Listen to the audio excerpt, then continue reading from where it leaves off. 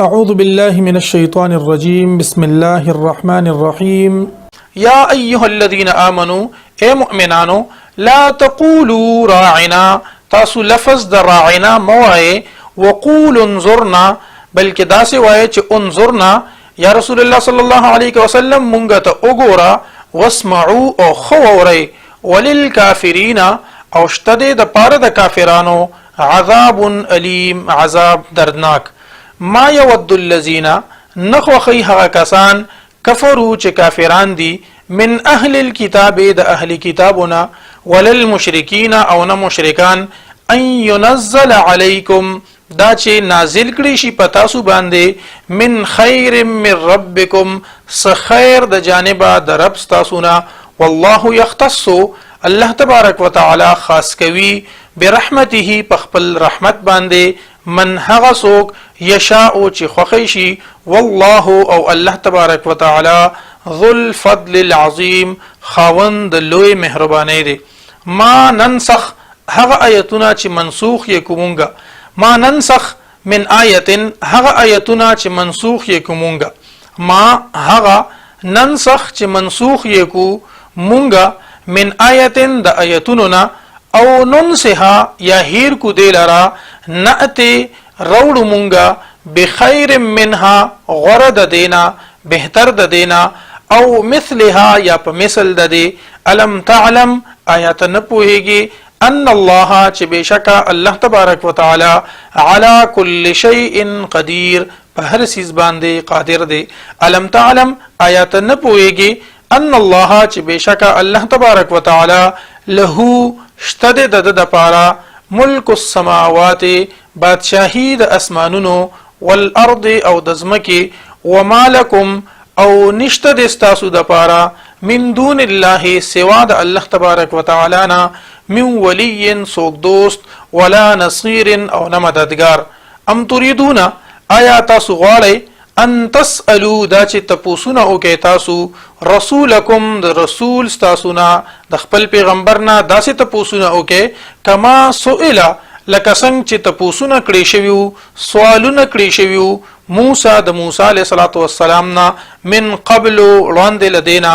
ومن او هغه څوک يتبدل الكفر چې بدل کی کفر بالایمان په بدل د ایمان کې فقد ضل په تحقیق سره پس په تحقیق سره د گمراه شو سواء السبیل د لارې نیغنا ود کثیر او خوخوی ډیر من اهل الكتاب د اهل کتابنا لو يردونکم کاش چې دوی بیرته وګرځوي تاسو من بعد ایمانکم پس د ایمان د تاسونا کفارا کافران حسدا من عند انفسهم حسدا د حسد په وجه د وجه د حسدنا من عند انفسهم د دې د زانونونا من بعد ما پس د هغه سنا تبین چخکار شوی دی لهم دویتا الحق حق فعفو پس عفو وکړه دویتا معاف کدوی وصفحو او مخواړه د دوینا حتا یاتی الله تر دې پورې چې راتللو کې الله تبارک وتعالى بامره په حکم خپل باندې ان الله بشک الله تبارک وتعالى على كل شيء په هر سیز باندې قدیر قادر دی واقیموا الصلاه او قائم کې تاسو منځ لرا واتوا الزکات او ورکې زکات وما او هغه سو تقدمو چې تاسو وړاندې لګلې دي لانفسکم د پاره د خپل ځانونو د تاسو من خیرن د نیکینا تجدوه بیا به مو تاسو د غنیکې لرا عند الله د الله سره ان الله بشک الله تبارک وتعالى بما په هغه څه باندې تعملون چې تاسو یې کوي بصیر لدن کې دي وقالو او واید اهل کتاب لن يدخل الجنه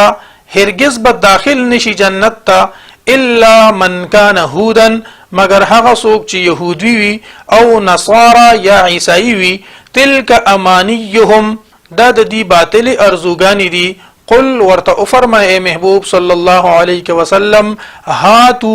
روړی برهانکم دلیل تاسو ان کنتم صادقین کچریه تاسو رښتونی بلا ولنا من اسلم